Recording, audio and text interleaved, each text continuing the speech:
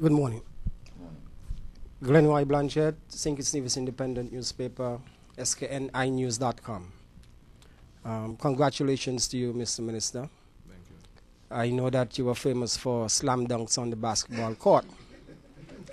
After years of retirement, it seems as though that touch is still with you.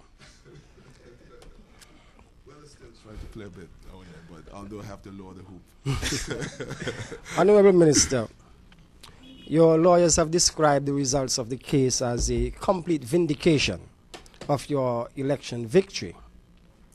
Mr. Grant has countered that those statements are spurious and that the court ruled on technicalities of the case, not the facts of the petition. My question, sir, if the court had ruled in favor of Mr. Grant and there was an eventual by-election, would you have been able to defeat Mr. Grant? Well, let me answer it like this. We have by-election. In terms of having a by-election, I didn't see where we would have it. What grounds would have constituted a by-election? I wouldn't even go that far to think about by-election. The job was completed on the 25th of January.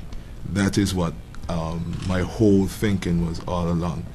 This was just a minor bump in the road. Let me say, I thought that Mr. Grant used this opportunity to further his own political career, tried to use me as a scapegoat in order for him to sustain his own political career. So it has nothing to do with by-election. It's for his own survival.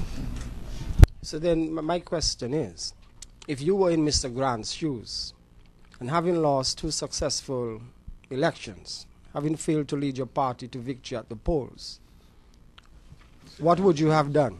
Well, first of all, I don't think I can fit in Mr. Grant's shoes, but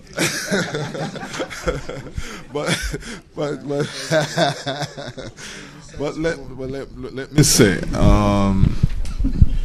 if that was Glenn Phillip if that was Glenn Phillip, it would have been up to my party and my conscience, and I leave it at that. So it's basically up to his conscience and what his party. I can't say what Mr. Grant or his party is thinking. I know what I would have done.